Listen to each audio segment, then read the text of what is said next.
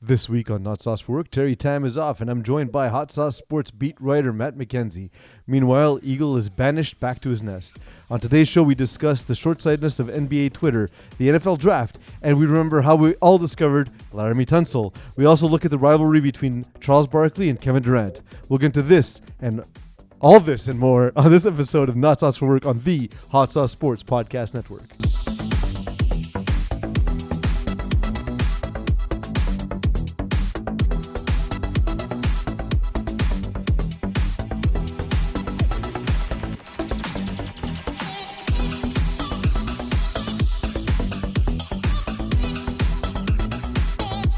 Welcome everyone, you're listening to and perhaps watching Hot Sauce Sports. I'm Peeze, and it is not a cold open unless I make a mistake reading my own writing. Joining me this week in lieu of Terry Tam is Matt McKenzie. Matt, how's it going? Hey, not too bad. Yourself? Good. I think this is the first time we've spoken with voices and not just through text. If I'm not mistaken. I think you're right. Awesome. I think you're right. Awesome. Well, it's a pleasure to have you. I'm happy to have you fill in. Here. Matt, you write a weekly article for us. You cover the not Montreal Impact. My mistake. CF Montreal. The 1 week you were away, I couldn't cover the game, but I was there. I was at the Biodome with my nephew because I had to adult that weekend. How has it been for you? And what are your thoughts on CF Montreal so far this season? Well, CF Montreal did not start well. I'll just start with that. They opened the season with 3 straight losses, the third of which being a 4-1 loss, which was really tough. And then just when you thought it couldn't get worse, they were up 3-1 in Atlanta, a place where they've never won before. Atlanta got a red card and somehow scored twice to draw the game. So basically, the season could have been folded right there and then, but they have turned it around now. And they before the draw against the Union last week, they rattled off 3 wins in a row, which has them back into a playoff spot. Maybe a bit early there to talk about playoffs, but they've been able to right the ship at least. Yeah. It's good to see. Obviously, it's a fun environment. Like for those who have not yet checked out the CF Montreal / Impact, I'm going to call them Impact for the rest of the time. It's just I'm an old person, and that's what we do. I struggle. I write Impact in the article at least once a week, and then I have to go back and change it. For those who also haven't checked it out, do check out Mackenzie Rants. It is awesome. It is how I like to start my week. No joke. Matt, there's been some wild stuff going on in the world outside of sports. I don't even know if I can get all these things to touch each other, but we'll see if we can Venn diagram it. The thing that's been driving the internet absolutely wild has been the Johnny Depp Amber Heard trial. And so I'm 1/3 lawyer. By that I mean I wrote the LSATs. Okay. And chose. You're more qualified than me then. So there we go. I chose not to go to law school. But I did. So I'm Italian, Montreal born, but I'm also 1/3 lawyer, unfortunately. The defense for Amber Heard in this libel lawsuit is incompetent. It's the dumbest thing I've ever seen. Well, when he asked the question about Johnny injuring his finger, I think it was, and then the doctor starts to answer, and then he objects the answer, like. So you objected your own question. Like, well, Eagle's response to that was that he's objecting to the answer being hearsay. Yeah, so it would be like if I were to ask Peeze, like, hey, Peeze, the Graphite Duke have a gigantic dick, and you're like, well, I've heard he does. I've heard he does. Well, you can't confirm it, right? Well, You've only heard the rumor of it. But here's the thing. So, and I didn't answer in the chat because I wouldn't answer here. It's like, but if you're the lawyer, how else could he answer the question? Exactly. He wasn't at the house when it happened. And then what makes it even better is the doctor's reaction where he's like, but it was your question. Like it just makes it even better. He's just so confused and like doesn't know what's going on. I don't want to pick sides in this because I'm not like the doctor. I'm not in the room. It just looks like a terrible relationship. The key is if you and your wife are secretly recording each other to entrap each other for a lawsuit, maybe this isn't a healthy relationship. Yeah. I mean, I guess at the very least, Amber Heard didn't get served divorce lawyers at Comic-Con. Yeah. Olivia Wilde got served by Jason Sudeikis. All of the good he earned by being Ted Lasso gone. We no longer think of him as a fun-loving coach. I'm sure there are more embarrassing things to happen to you in life, but I can't think of any right now. Like that would just be so brutal. Just put yourself in her shoes there. Just like, how do you react? Like, just try to laugh it off. Like, so she handled it pretty well considering. Yeah, it's true. So I do have. I don't think I would have handled it like that. I do have a hypothetical here. What if she was dipping so hard and ghosting him that they literally didn't know where she was going to be or where her people are? So celebrities are notoriously... They knew she had an engagement at this spot, and we're like, we're going to fucking get her. Celebrities are notoriously hard to find in public, right? Like, they're part of their life, part of their livelihood is how to disappear from public sight. And so... So we need Gawker Stalker back is what you're saying. Well, thanks to Hulk Hogan, we no longer have Gawker. Instead, we have divorce proceedings being served on stage at Comic-Con. That's the most 2022 sentence I think I've ever said. Oh, I think so. Yeah. So I thought that was pretty wild, and of course we all reading about this by the good graces of billionaire Elon Musk, who allows us to still use Twitter. I don't understand how he became a champion of causes when it's just a billionaire buys a tech company. It's the weirdest thing to me. I think that's pretty 2022 if you want to keep on that narrative. Yeah. Like I feel like he just acquired something huge, but it's like he's a hero for it. And then you see these like, memes and whatever, and most of them probably created by bots anyway. But like one of them saying, well, no one had a problem with Jeff Bezos buying the Washington Post. I'm like, yeah, a lot of people did. It's a billionaire buying a news outlet. Yep. Everyone has an issue with that, So definitely something that, like you said, like it sticks with that. This is 2022, right? And then like the thing with that, it's just like I don't think Twitter could get any worse. So let's just try it under the Elon Musk era. Let's go. At least there's that, and we're gonna get into how Twitter can get worse. But I think before we do that, it's time to queue up the news.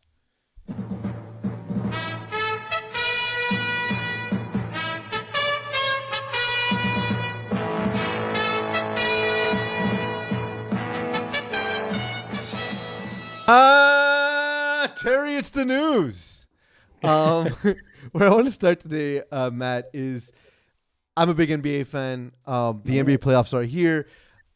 I was watching the Heat game, and as I'm watching the Heat game, I'm doom scrolling through Twitter, and I realized I hate NBA Twitter. It's the worst. People are the worst. Like the same people that were championing how great Trae Young was in the Atlanta Hawks' unprecedented run to the conference finals last year, saying, well, Miami didn't beat anybody. They just beat Trae Young. And I was just like, wait a second, what? Like, yeah, it's not surprising that they won pretty handily.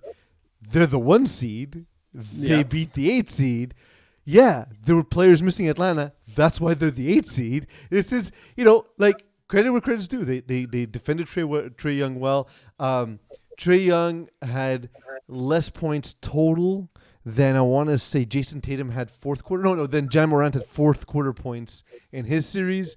There was a game where he shot like 2 for 12. I think it was game 1 or game 2. He's being defended and switched on by Bam Adebayo, who's a center who I kept saying should have been, if not Defensive Player of the Year, second in the running for Defensive Player of the Year, and he didn't even get consideration. It was wild to me. But yeah, NBA Twitter's the worst, and the Heat beat the Hawks. Yeah, well, I mean, so we'll touch on the first point there. Twitter is brutal. People are so quick to just flip on their own narrative that they create. Just like you're saying, just last year, Trae Young, so good, but now all of a sudden they didn't beat anybody, right? So it's like, I feel like I'm a big wrestling fan, and wrestling Twitter is the same way. Yeah. How one guy could be a hero literally a week ago, and then now like he's nobody.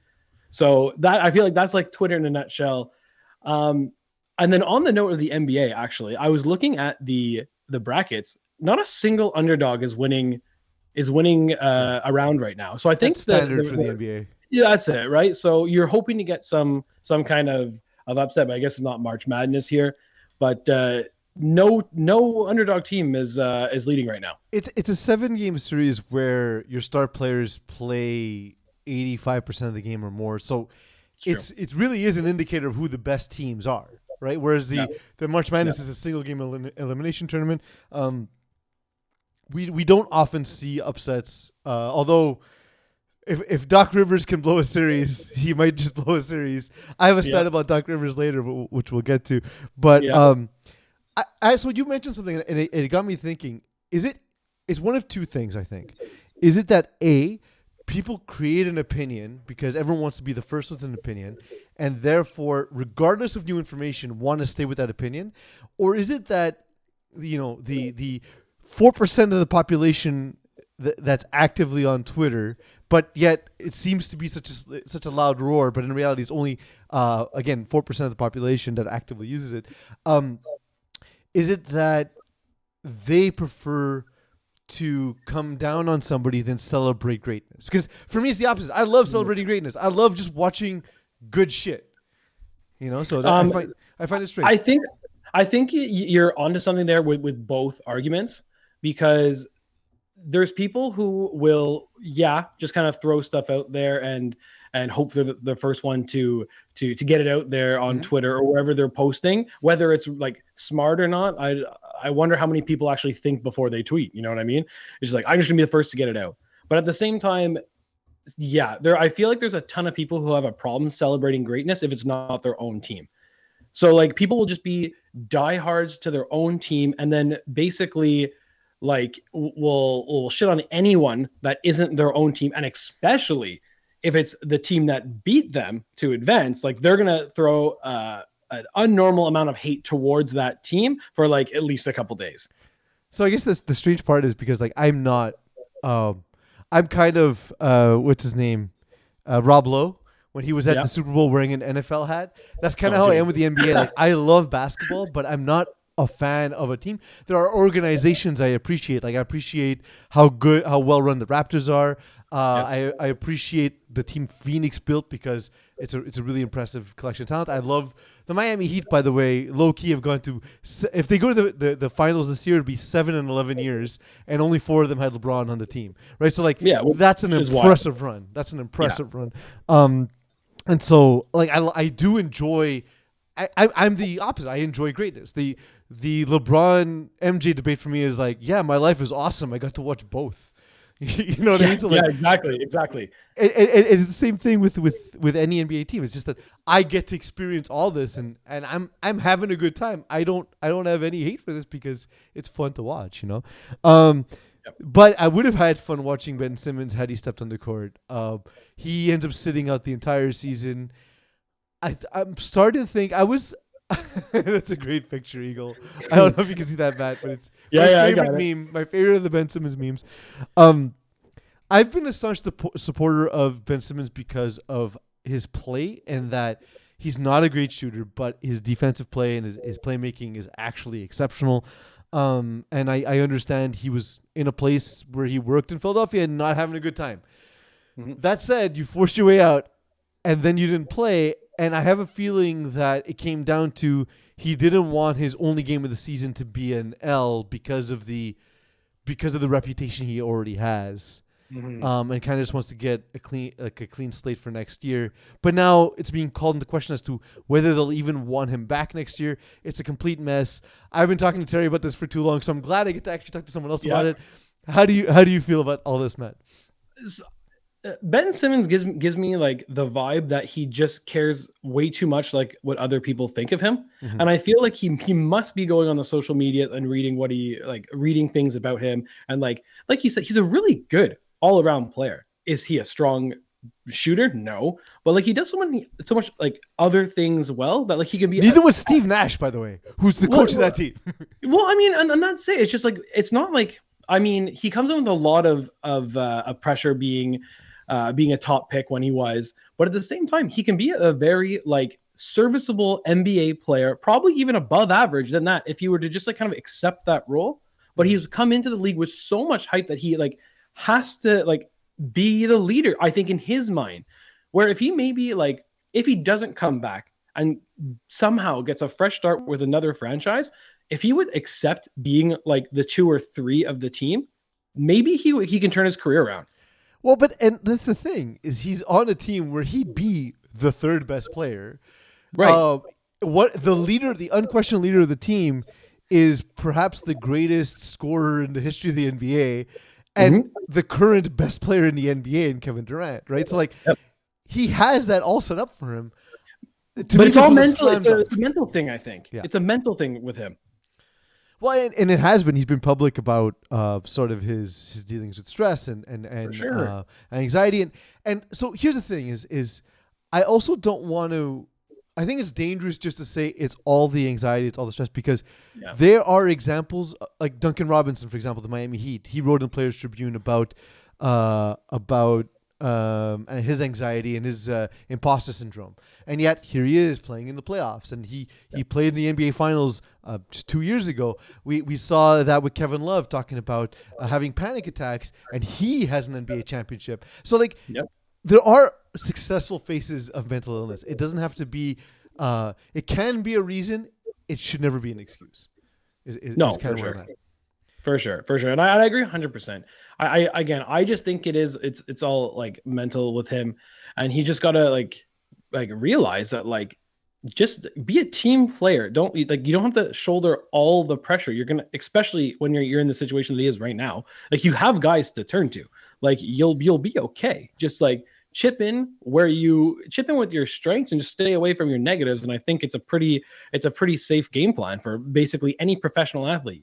If you're a professional athlete, it shows you have the talent to get there. Yeah. Now just try to focus on your strengths and stay away from the negatives. Because I've seen, and if he is looking on social media for things, you will find things like someone has edited a clip of someone who misses a shot horribly from like high school basketball with Ben Simmons' head on this guy's shoulders and the ball is a brick and it like breaks the backboard.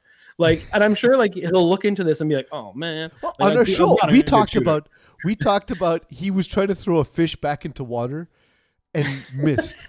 And so we had fun with this. Oh yes. I've seen that. Like and like, look, I mean, it's small scale, obviously, but for example, when we interviewed former Expos executive David Sampson, I thought I was doing something really nice for the Montreal community. They were not happy with me. I got dragged for an entire weekend by very old, grumpy people. And about halfway through the weekend, I was like, you know what? I don't give a shit anymore. Like, it really affected my Friday night. By Saturday morning, I was good. You know what I mean? And I know it's a microcosm compared to what he gets, but like you kind of have to be that way. You know what I mean? If you're going to have any sort of public life, it has to be that way. One of the things about on Twitter, on NBA Twitter, was, of course, how Cat is not a leader. The Timberwolves not ready yet. As soon as Anthony Edwards went down, they were done. But can we just celebrate Ja Morant is ridiculous? Eagle, put up this dunk. My jaw dropped. I couldn't believe this one. He's ascending at all times. There's not a time where it looks like he's affected by gravity. Winner takes a 3-2 lead in this opening round series. Morant. That's insane. It's absolutely insane. But is it a charge? It's funny. I'm happy that you're also the fun police because I was thinking the same thing. Well, I saw it's only in the replay because in the moment I was by myself. I yelled. My wife, who's asleep in the next room, was like, "Shut up!" And I'm like, "Yeah, sorry." and then I rewatched. I was like, his feet are kind of set. He's kind of there. I'm happy they didn't call it because again, I don't want it to be the fun police. Yeah, it's kind of a charge, right? Kind of a charge. He got his feet set. He's outside. He's outside the bubble there. I mean. When I was playing basketball, that's the reason I got on teams because I draw charges. Thankfully, no one ever dunked over me where I had to quit immediately. But But Ja Morant is like a walking highlight reel. This guy. Yeah, it's awesome. That would actually be hilarious as a clause in a contract of like if anyone dunks over you, your contract is voided on this. So you mean like action movie stars? Yeah. The Rock, Vin Diesel, basically any action movie star you can think of in their contract. It stipulates how many fights they can lose. It's it's the secret reason why they keep adding people to Fast and Furious movies is because somebody needs to lose fights. And so they they continuously bring on new actors, and then the new actors find out, hey, you had that in your contract, and then they add it to their contract. And that's why The Rock becomes a good guy. That's why Jason Statham becomes a good guy. It's so that way they don't take L's anymore. Wow, it sounds like Hollywood's becoming the wrestling business and the NWO. Yeah, it is. It really is. There you go. There you Sounds go. like all these big macho I don't guys have are to all lose soft. fights. This is fantastic. This is amazing. Why would I? But then, you still end up with The Rock not coming back to Fast 10, which of course broke my heart absolutely. But there are some teams in the NBA that got underestimated. One of which, the Raptors, when they didn't have Scotty Barnes, it was clear Pascal Siakam is a really good secondary scorer. The offense can't be Pascal stand at the top of the key and create. Yeah. It's not the 90s. That doesn't work anymore. No, and that's true. And what a difference that's made. And the Raptors have a chance to make some crazy NBA history here. If they win tonight, they're only the fourth team in NBA history to force a game 7 after being down 3-0. And then no team has ever come back from 3-0 in the NBA. I believe it's the only sport, the big four there in North America, where no team has come back from 3-0. It is, if I'm not mistaken, in modern NBA history, an 8 seed has also never beaten a 1 seed. Like, underdogs typically don't win. The Raptors I was in the camp when Kawhi left. I was like, well, that was nice, but it's going to take a decade before the team's rebuilt.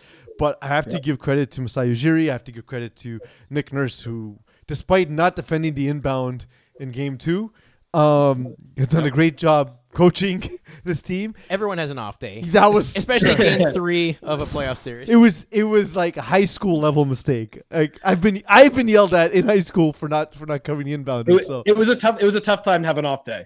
Yeah, it's the single worst time.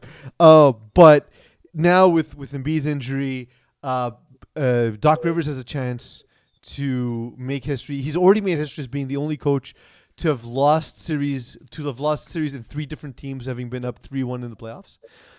He has failed to close out a series in 7 of his last 8 attempts. He has lost 31 closeout opportunities in his career. That's already the most in NBA history. Okay, so this brings up a crazy question. We were just talking about celebrating greatness on Twitter. On where does this fall in the scale? So it's tough because I loved Doc Rivers I'm old enough that I loved Doc Rivers as a basketball player. One of my first basketball cards that I owned was a Doc Rivers card. And like when I would shoot alone in my driveway, he was like one of the 12 player cards I owned. So like Doc Rivers was defending me. You know what I mean? Like in my driveway. So it's kind of fun. At the same time, I wouldn't be hating on Rivers if you won a championship. I wouldn't be hating on Rivers if you won the series. I think there are better coaches. Phil Jackson, Eric Spoelstra didn't go coach in 100 different cities. I want to say this is already his 7th stop as a head coach. Because he coached the Magic, he coached the Clippers, he coached Eagle. Yeah, why are we doing this? Eagle. We have a producer. Eagle. Find out all the spots. It would be fun. But this is like a really tough. Like you just listed off a lot of horrible things you want your name attached to. Yeah. Oh yeah. It's Magic, Celtics, Clippers, and 76ers. So 4. I thought it was more. I'm probably thinking of him as an assistant as well. But that's 4 stops. But like again, we haven't seen often great coaches have 4 stops, right? Coaches with his level of pedigree, his pedigree is also. So here's the funny thing about Doc Rivers is that the pedigree is a little unearned. This great dynasty in Boston won a single championship at a time where they were the super team in the NBA. Nobody else had 3 superstars. The cap didn't really allow for it at the time, and they did. The fun in the story for me is that the Raptors would be showing their excellence and showing that a team where 11 guys are 6'9" and have a 7-foot wingspan can win. It's the strangest build I've ever seen of a team. Yep. But other than Van Fleet, everyone's the same size. Yeah. It's pretty wild, and I feel like it would be like a big middle finger almost to the NBA because I feel like they hate when anything good happens to the Raptors. Like I feel like there's a lot of people who weren't happy when Toronto won the championship, and like I forget who it was. Maybe you'll know, but for some reason Charles Barkley is coming out to me. That was like, it's time to bring the title back to where it belongs. Something along those lines was said. Do you know what I'm talking about? Yeah, I do. I don't remember if it was Chuck, but yeah, it was someone said that. It was one of the main broadcasts. I remember I got defensive too. I was like, motherfucker, what are you talking about? Yeah, exactly. Come on. But then, so like, how mad would they be if the Raptors became the first team in NBA history to come back from a 3-0? Well, that would be awesome. And let's not forget, by the way, the Raptors are one of the newest franchises in the history of the NBA. They're literally named for the movie Jurassic Park, which is hilarious. Yeah, it's why Sam Jackson is a Raptors fan. He happened to be living in Toronto, and he was in Jurassic Park. But they have 3 of the top 75 players of all time were franchise players for the Raptors, and Tracy McGrady should have been on that list also. So that's true. Just to say, like that's an impressive run for a team that wasn't even always run particularly well, but now they have, and you need to celebrate that. In my opinion, the other team, of course, that comes to mind. We forgot the Warriors were good, but they've been to 5 finals in 8 years. Yeah, and the reason that they haven't been to the finals is the health of Steph, Draymond, and Clay. They have them all. They have like the replacements already in line with Kuminga and Wiseman, who don't even have to play in the playoffs because they're still developing. And Jordan Poole got good out of nowhere. He increased his like points per game total by like 18 points a game in a single season. Yeah, I mean, Golden State are just kind of like, they're just like, what a wild franchise. And like, I think like the rise of Steph Curry might be one of my favorite NBA stories of all time. Just coming from like kind of out of nowhere to being arguably one of the best shooters of all time. I don't think it's arguable. He's fair enough. If Clay wasn't also on that team, he would be by far the undisputed greatest shooter on the team. The only reason there's a doubt is that Clay takes up the shots. Of all time, not just on his team. Oh, I'm saying of all time. We've never seen what that is. We've never seen what that is. And I watched Larry Bird in his prime. I'm telling you, we've never seen what this is. See, I'm used to tweeting. You have to say arguably so you don't get attacked by so many people. Oh no, I'm the guy who just says it and gets attacked. So whatever. so like, but then like going from there, and then like, I think my favorite thing is NBA 2K video game having to rewrite their code to give like a Steph Curry range. And I feel like that just shows how good of a shooter you are. And bring it back to your point of celebrating greatness. I am by no means a Golden State fan, but I will tune in if I'm just at a bar. I'm like, oh, look, Steph Curry's playing. He draws my attention, and I will always cheer for him. Unless, I guess, if you want to call it, the Raptors are kind of my homegrown team. That's who I cheer for and who I follow throughout the season. It'll be debatable if they go up against each other, but actually that's not true. I'll still cheer for the Raptors. But if Golden State are playing anybody else, like, it's a good chance I'm going for Steph. So I'll get to you in a sec. Before, just because you mentioned the range thing, there was something Steph Curry said. It reminded me of something Wayne Gretzky said. So that's the error I keep him in. Wayne Gretzky once said he had to stop scoring goals because he was worried the NHL would go bankrupt because of how bad the goaltending was in his time. And Steph said at one point that he didn't want to show how far he can shoot from because he was worried that NBA defenses couldn't defend it and that it would be unwatchable and the players would lose money. Like that's a level of greatness that we're actually watching. We're watching him shoot. So I was just thinking about it. Take Steve Kerr and Doc Rivers and swap them. Which team gets better? Which team gets worse? Well, Steve Kerr's an exceptional coach. Yeah, like in terms of X's and O's, in terms of player management, like dealing with that whole situation with Draymond and Kevin Durant was not easy. He managed personnel as well. He was one of the first coaches to allow music to be played during practices, which seems crazy to me that it took that long to just let guys have fun at work and they'll have fun at work. And like he's a good combination of both those things. He's not a hard ass, but at the same time, he's able to command a room.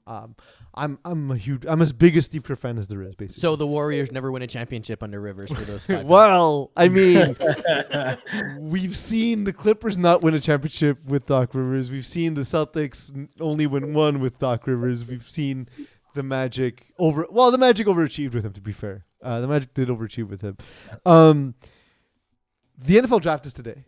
It's in a few minutes actually. In our next podcast, Eagle will be lobbing the names, and we're going to generically be giving them attributes. So I'm looking forward to that. Am I the only one who kind of doesn't care about this draft? I've got a position, Matt, and we've talked about it a little bit on this show with Terry. I'm curious what you think. I think the draft is stupid. I don't think there should be a draft in sports, especially the NFL and the NBA, where they're players who are used immediately. I think it's the only workplace in the world where you're the greatest at what you do, but don't get to choose where you work. I find it strange. I think it should be all free agency. I think if you believe in an open market, if you believe in capitalism and not communism, it shouldn't be capitalism for the middle class and communism for the absolute richest of us who need to be protected from spending their own money.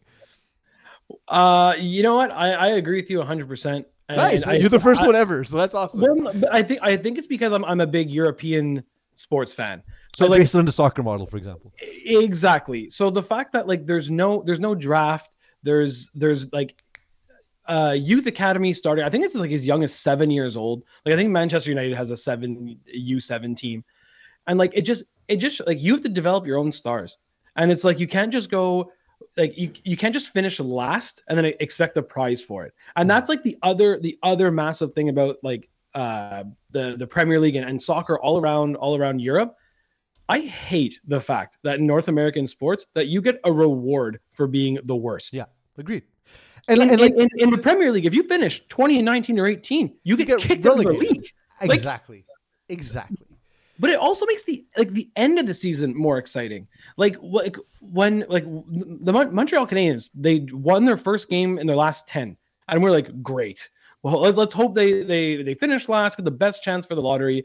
If we were playing in a relegation league, we'd be watching the game, biting our nails, hoping we get every single last point that matters to save our asses from being sent to the AHL. And I hate that. I hate that from Canadians fans because we're supposed to be the motherfucking Yankees, right? Exactly. We're supposed to be that level. We're supposed to be the Lakers, and we're celebrating finishing last. No, miss me with that. And that's it. So, but if we go back to your model here, we're the fucking Canadians. Why are we not signing every goddamn French player who's the best in the league? Lafreniere, no draft. You're coming right here.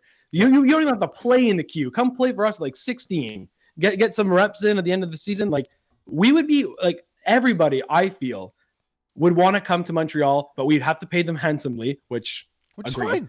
Which is fine. I don't care if billionaires need to spend money to keep their business running. That's fine. Exactly.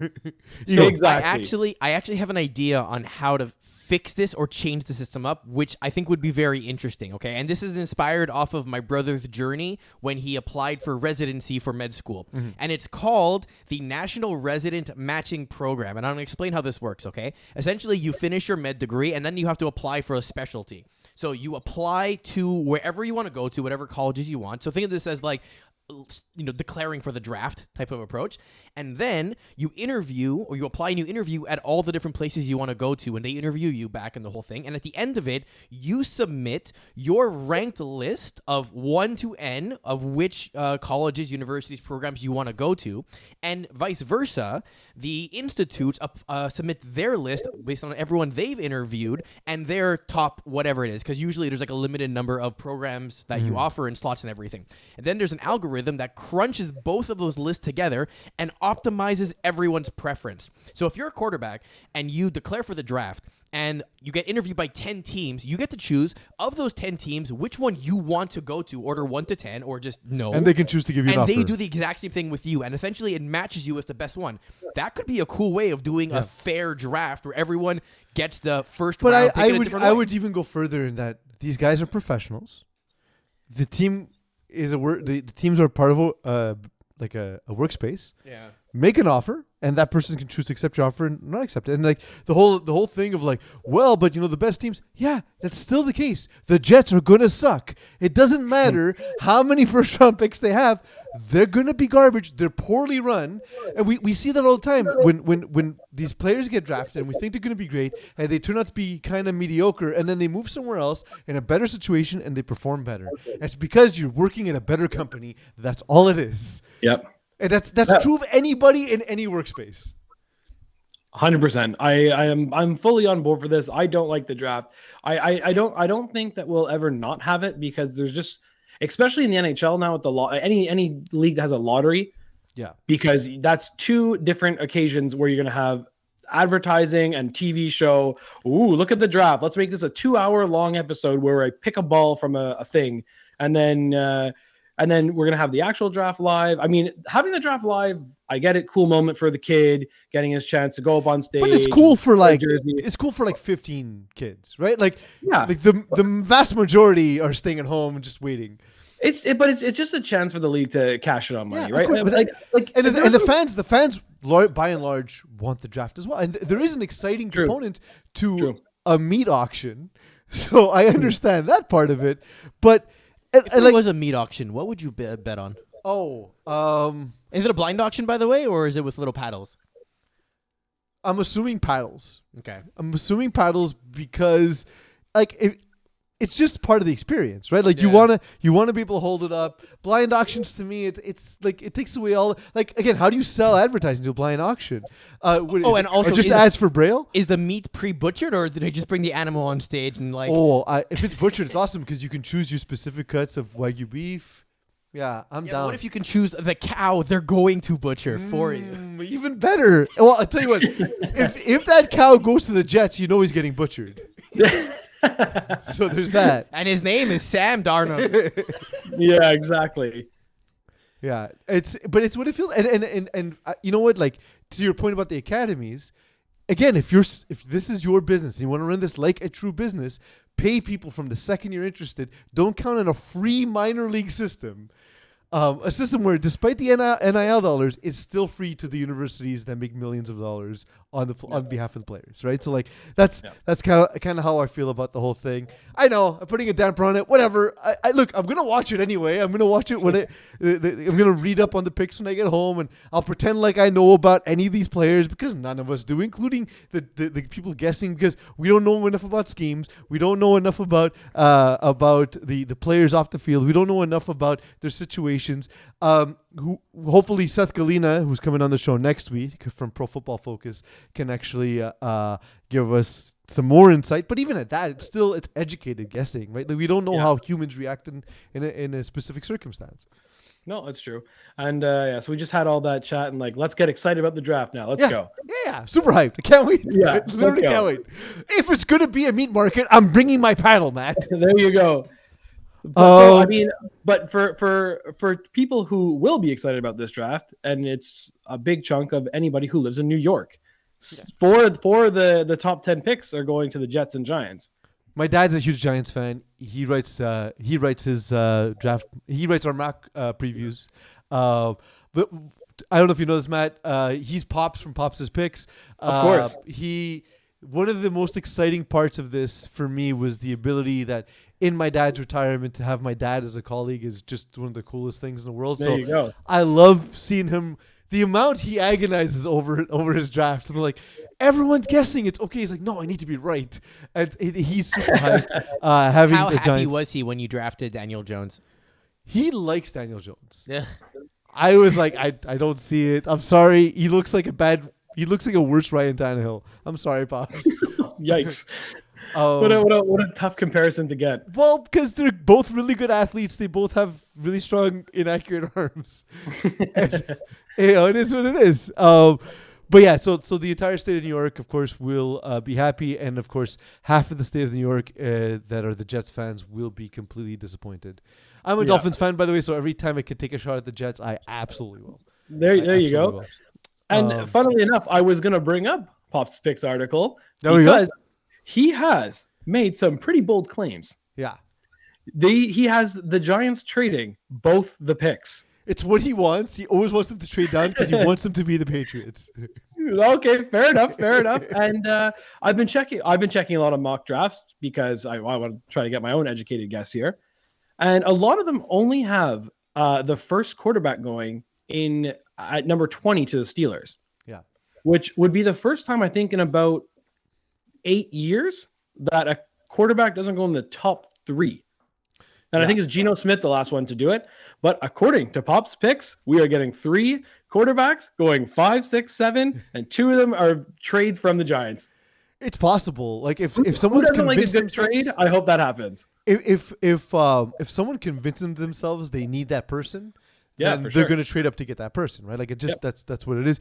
It's a market. It's like the housing market. Is people set their own value for it, right? So it is possible. Well, I agree with most of the analysts that I don't particularly see something special, but you know what?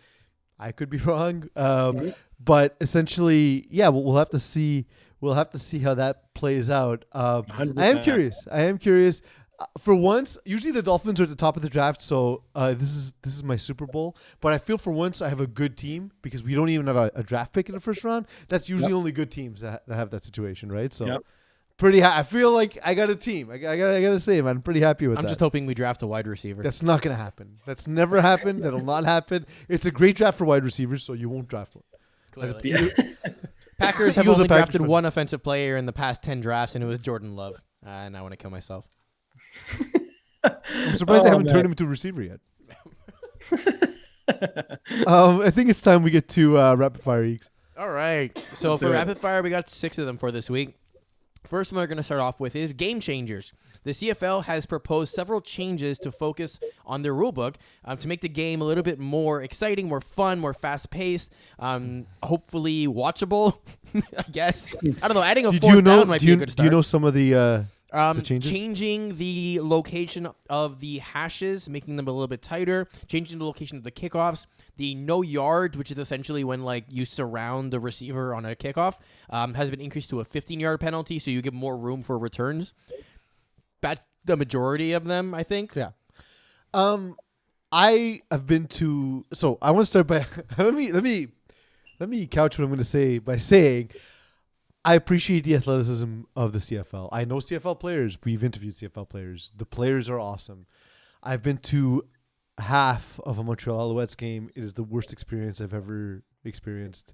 It's not a good product. It's hard to watch. If you're a football fan, you need to be a CFL fan. Like if you're an NFL fan, visually the game is hard to watch. The forward motion is tough. The field dimensions are strange. And again, it's not taking away the talent. I understand these are some of the best football players on earth. They are borderline NFL caliber. That said, it's just hard to watch that game. I can't do it. I can't do it. Yeah, I agree. I feel like maybe it's because I appreciate the run game, and with the loss of down, it's really a non-factor in the CFL. When Eagle was going, we're gonna change. I was hoping he was gonna say the uprights because that'd be pretty cool. Yeah, just like the uprights are in that You different mean not corner collide in the middle of the field? Well, if you're going to put them in exactly. the middle of the field, make them more dangerous. Add razor blades. Set them on fire. Like, if you're just going to put concussions on the field, why don't you have fun with it? Have lions chained to it. Have actual lions chained to the stanchion. That could be like the trademark in BC. There we go. Yeah, it's like baseball where every stadium has their own thing, right? So like, Exactly. like in BC they have actual lions. They have like warriors with swords for Toronto Argonauts guarding the stanchion. That'd be fun to see a player impaled because they made a play too close to the stanchion.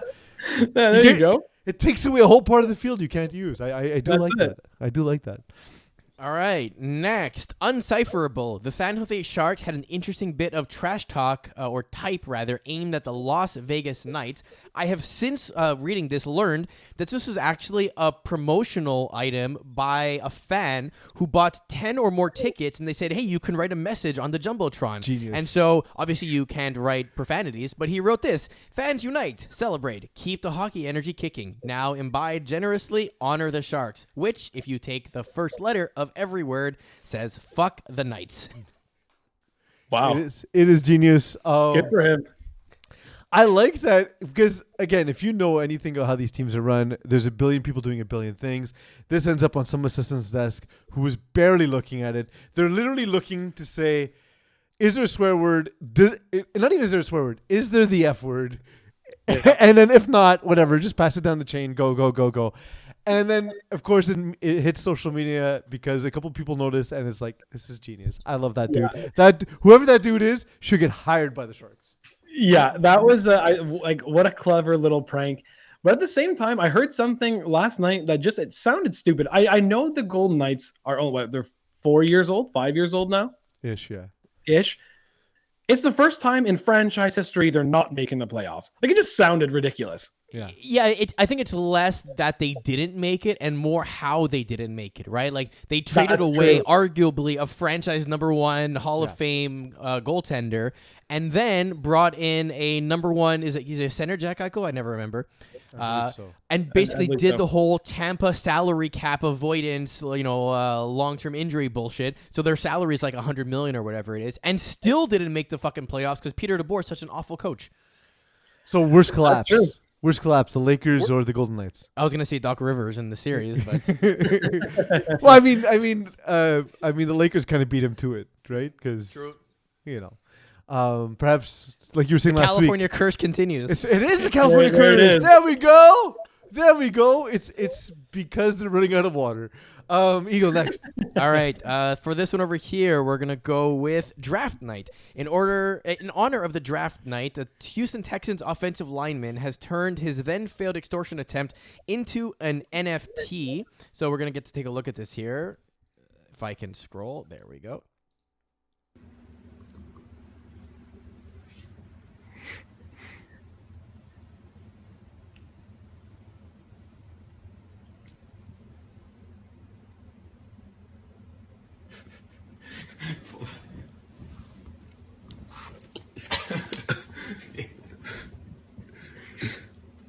Hey.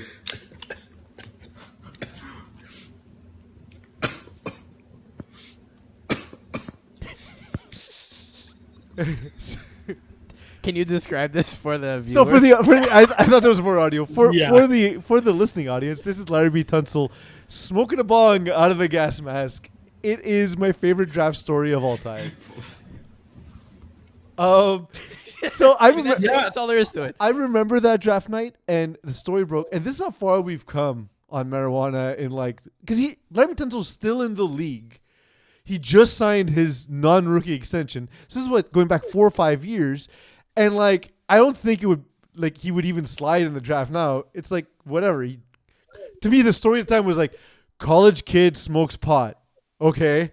And then he fell to the Miami Dolphins, who since turned him into a billion picks and Jalen Waddle and Tyreek Hill and Tua Tagovailoa. So you know what? Best draft pick the Dolphins ever made. Absolutely. Yeah, it's super. I don't think we'll get anything like that, but that's what the draft is missing. One bong gas mask per season. I think that's what we need. All right, next, the Micah Parsons project. Dallas Cowboys linebacker Micah Parsons was honored by a minor league hockey team and was brought in to drop the ceremonial puck. But I imagine he has never seen a hockey game in his life. So this is how it all went down on the ice. Defensive Rookie of the Year, Micah Parsons. Harrisburg native, there he is, wearing a sweet Hershey Bears jersey that they hooked him up with, and he's going to drop the pucks. An icon in this area, and you got to wait for the guys. He was ready to drop the puck. Well, someone's got to give him exactly the instructions there, what he's supposed to do. So drops the puck, gets the photo op. He read the lineup in the locker room before the games. They're going to enjoy it upstairs at the suite level today. He's got the Bears number 11 jersey on. Thank you, Harrisburg native Micah Parsons, for dropping tonight's ceremonial puck and tonight's hometown hero salute. So he just spiked it, basically? Yeah, 100%. What an amazing video. It's so good. It made me so happy. It's that he didn't check to see the other players there. He just slams it down. There's no ceremony to it. And it's clear Micah Parsons has never watched a single second of hockey. But right? you think whoever he was talking to when he's so what do I do? I just go out there and drop the puck in the ice? And they're yeah, I just drop the puck in the ice. Go for it. Just go for it. I will say, I'm of the opinion you need to be a celebrity to get those Jim Red and white AJ1s, because I've been trying for 6 years. I have too many shoes, but I'm missing that pair, and it's driving me crazy. I can't. I don't believe regular people can get it. So it's only people who get the opportunity to screw up a ceremonial puck drop. That's the level of celebrity you have to be.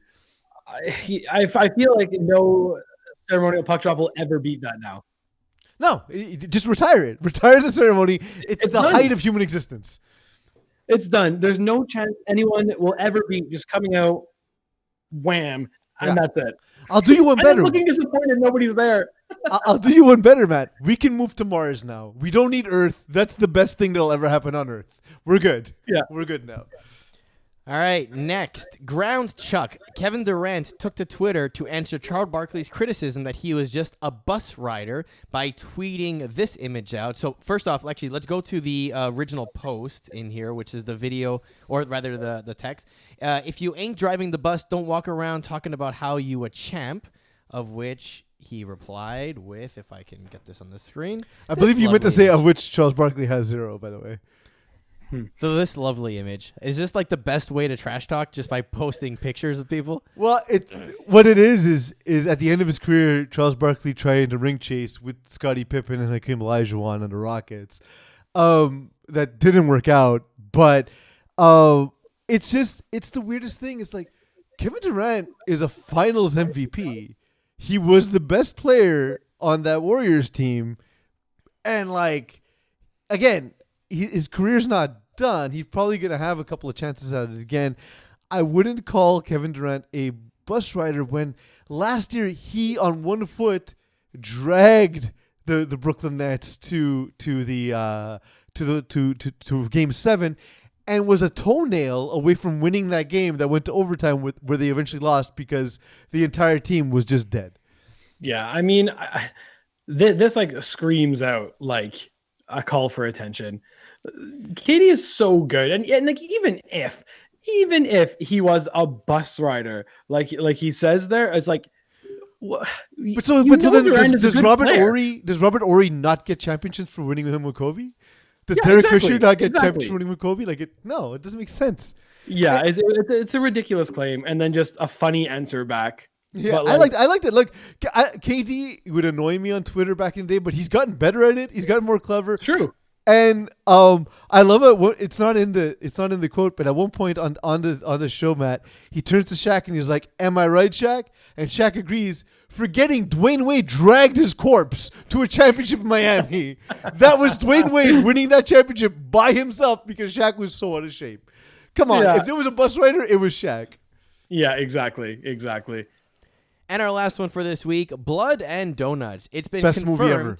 Best movie ever made. Megan Fox and Machine Gun Kelly reportedly have a blood ritual in which they drink each other's blood. Now, I've had a paper cut every now and then, and I've done the little sucky. I would not drink a goblet of that. Yeah. Would you drink mine? No, yours is even worse. I don't know what's in your bloodstream. I thought we loved each other, though. Wait a minute. You're telling me not everybody does this? Yeah. I mean, I'd rather consume a lot of other of Pease's fluids, but not his blood. You know what this is, Matt? You and I are married. Eagle's not married. He doesn't understand the bond of marriage. So true. Honestly, yeah, it's a little strange, but I'm no longer finding anything that Machine Gun Kelly or Megan Fox do strange. Although I'm a little disappointed that you wouldn't drink my blood, Eagle. I'm a little disappointed. Sorry, man. I'm heartbroken. Matt, thank you for joining us today. Thank you for your first appearance on the show. You're going to be on more often as a lot of us go on vacation soon. Perfect. We have a million things happening in the next couple of weeks, so we'll definitely be hitting you up. How do we follow you, and not to your house or to your job, but in the general? bushes is what I was going to say. That's it. If you're Elon Musk and you want to censor you. You sit next to Kevin Durant on the bus, and then you hide in the bushes. Yeah, no. Elon Musk was a great start. Mackenzie Rants on Twitter. I post every Tuesday morning for AEW Dynamite, All Elite Wrestling, and for every time CF Montreal play a game, I will most likely have a recap the next day out on both on Hot Sauce Sports. Awesome, thank you, Matt, for everything you've done. Thank you for filling in for Terry.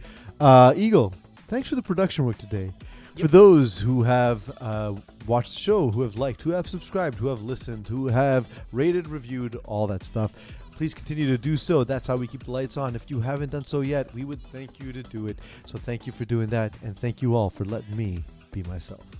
You've been listening to Hot Sauce Sports.